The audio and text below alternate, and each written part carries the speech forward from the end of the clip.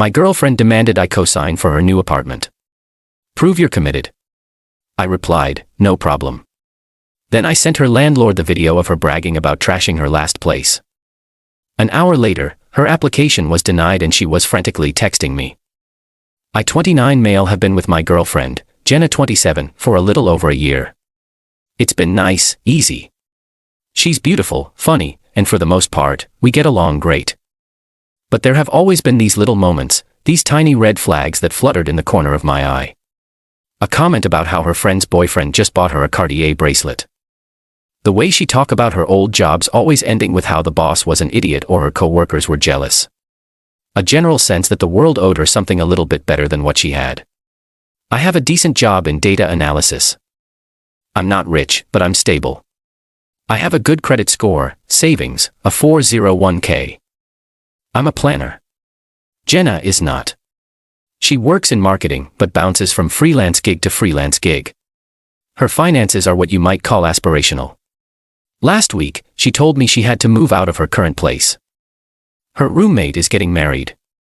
Instantly, Jenna's entire focus shifted to finding a new apartment. Not just any apartment. A luxury one-bedroom in a brand new building with a rooftop pool, a 24 concierge, and an in-unit washer-dryer that probably costs more than my car. I saw the listing. It's gorgeous. It's also about twice what she can realistically afford. I tried to gently bring this up. Jenna, this place is amazing, but are you sure the rent is manageable? She just waved a dismissive hand. Oh, I'll make it work. I'm up for a promotion.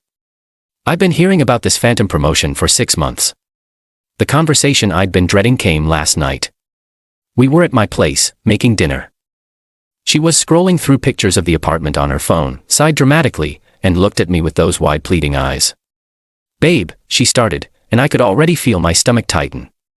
So I talked to the leasing agent. My application is a little weak.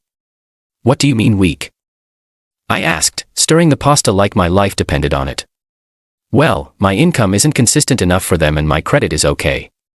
Not great. She took a deep breath, but the agent said there's a simple solution. I just need a cosigner. I stopped stirring. I knew where this was going. I think I've known for a week and you want me to do it. I said it wasn't a question. Well, yeah, she said, her voice getting a little too bright. It's just a formality, a signature. It would prove you're really committed to me, to us, that you see a future. There it was. The emotional leverage. Not a discussion about finances or risk, but a test of my love, my commitment. She was holding our relationship hostage for a lease agreement. I told her I needed to think about it. Think about what? She snapped, the brightness gone. It's a simple yes or no, Craig. Do you see a future with me or not? Because if you did, this wouldn't even be a question. She left in a huff a few minutes later saying she needed to be with people who actually support her. My phone has been buzzing with texts from her and her 2 best friends ever since. All of them variations of, I can't believe you're doing this to her, and after all she does for you, I feel like I'm being railroaded. Co-signing is a massive financial risk. It's legally binding me to her potential irresponsibility. If she flakes on rent, they come after me. It tanks my credit. But if I say no, I'm the uncommitted, unsupportive dirtbag. I'm trapped. And the worst part is a small stupid part of me is wondering if she's right. Am I just being selfish? She needs an answer by Friday. I'm sitting here, staring at my ceiling, and I honestly don't know what to do. Update. The pressure campaign that followed was insane. It was a coordinated attack. Her mom called me using that disappointed, pitying tone about how Jenna has a sensitive soul and just needs a little stability. I tried to offer compromises, offering to give her a significant sum for a deposit on a more affordable place, helping her budget, and was shot down. She didn't want a cheaper place. She deserved this one. The whole thing made me feel dirty. Used. The more they pushed, the more my gut screamed at me that this wasn't about an apartment. It was a preview of the future. By Saturday, I'd had enough. Our relationship felt like it was already over, and I was just waiting for the official announcement. I looked around my apartment and saw all her stuff. The extra hair products in my shower, the stack of magazines on my coffee table, the little box of random tech junk she'd left here months ago because her own place was too cluttered. I felt a sudden urgent need to reclaim my space. I started packing it all up. I was angry. I admit it. Every item I put in the box felt like a small act of taking my own life back. That's when I got to the tech box. Old chargers, a cracked tablet, and a small portable hard drive. I remembered her complaining that she couldn't find it and that it had her old college stuff on it. Ordinarily, I would have just dumped it in the bigger box, but the pressure, the manipulation, the sheer unfairness of the situation, it created this ugly curiosity in me. My gut had been telling me for a week that something was off about her, about this whole desperate push. I felt a pang of guilt, but it was drowned out by a stronger feeling, self-preservation. I plugged the drive into my laptop. It was a mess of poorly organized folders. Unifinals, Pics 2021, random crap.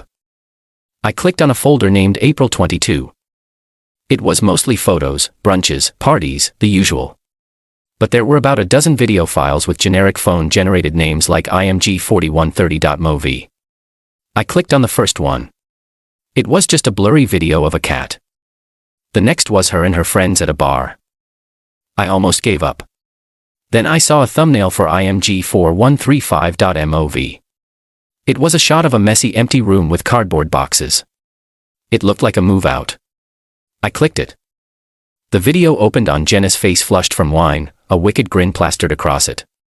And for the next 10 minutes, I watched in stunned silence as she and her friends documented with gleeful pride the systematic destruction of her last apartment. Okay.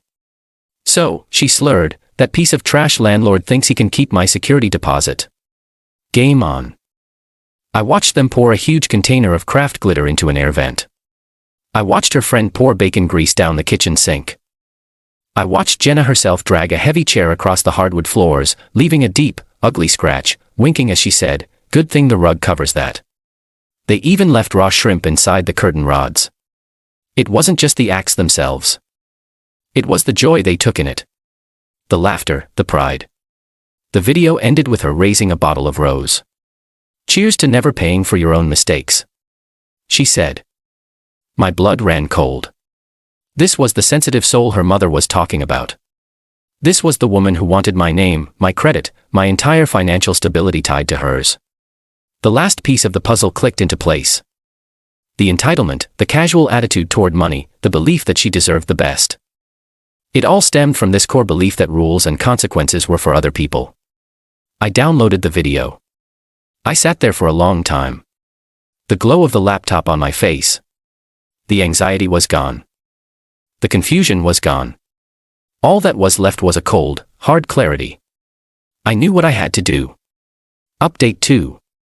Sunday morning, I woke up with a plan. It wasn't a fiery revenge plot.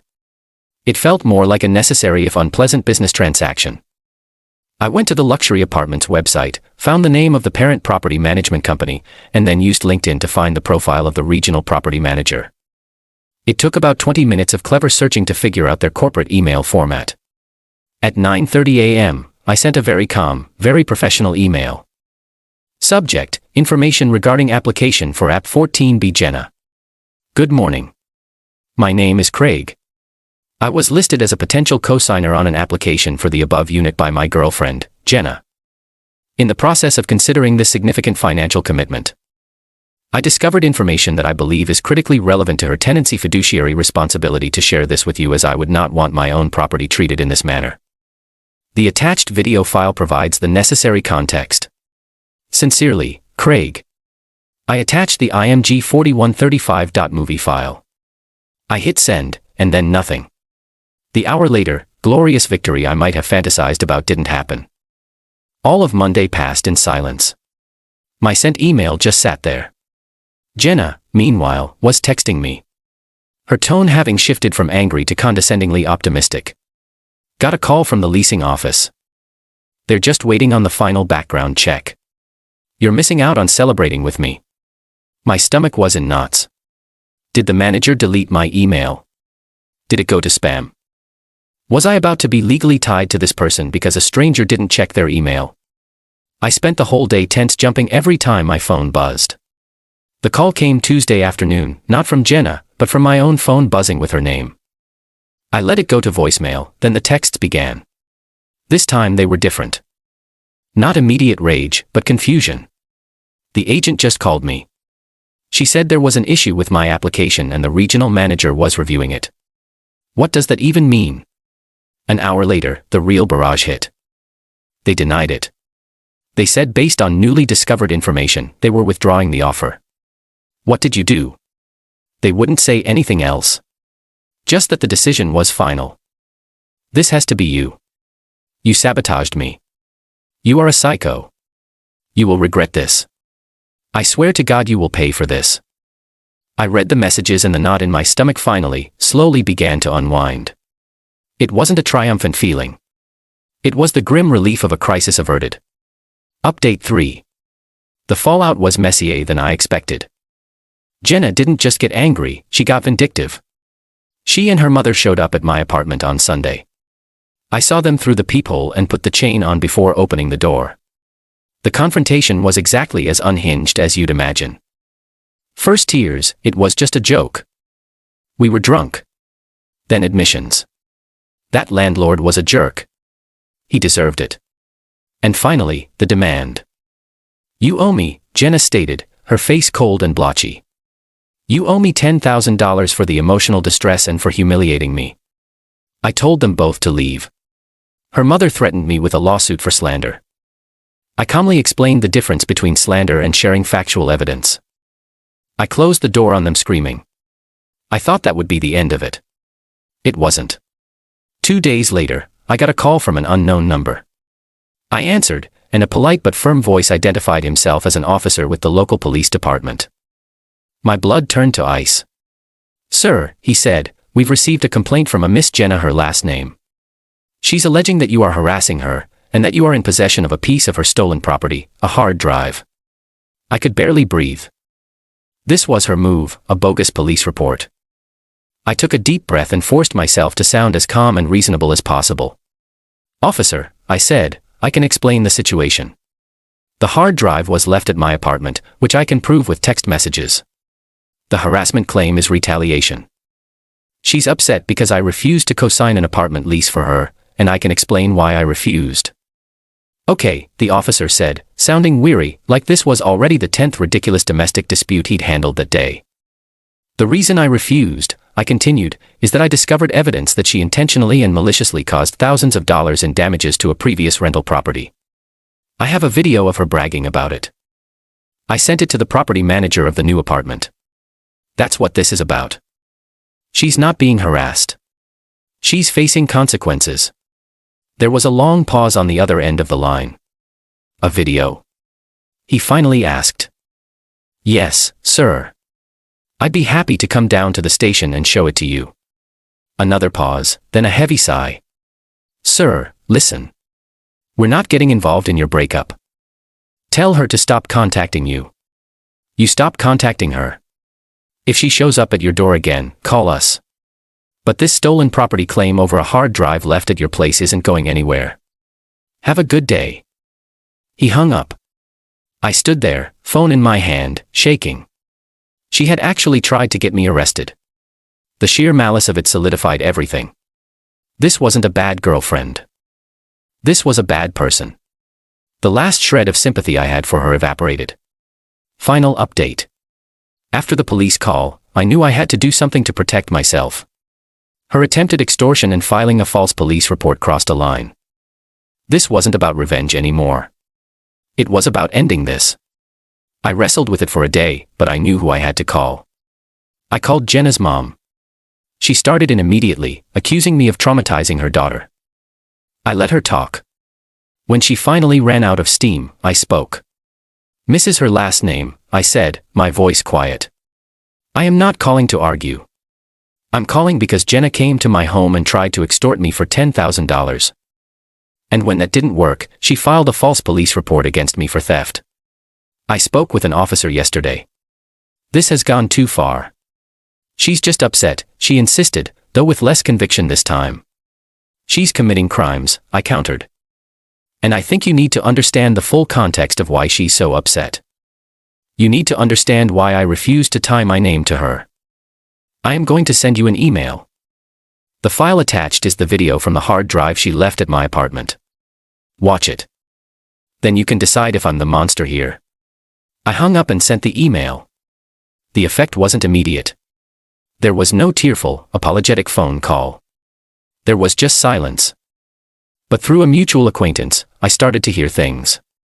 Whispers of a massive blowout fight at their house. Jenna's mom wasn't just mad, she was deeply, profoundly humiliated. She had defended her daughter, called me, and put her own reputation on the line, all based on a lie. Seeing the gleeful, destructive pride in her daughter's face on that video and knowing it was real, broke something in her. There was no clean break. It was a slow, agonizing crumble. Her parents didn't kick her out right away, but the support system vanished. No more handouts. No more covering her car insurance. They told her she had to get a real full-time job and start paying them rent to stay in her childhood bedroom. The dream of the luxury apartment was replaced by the harsh reality of her own choices. Jenna is still around. I see her post sometimes on social media.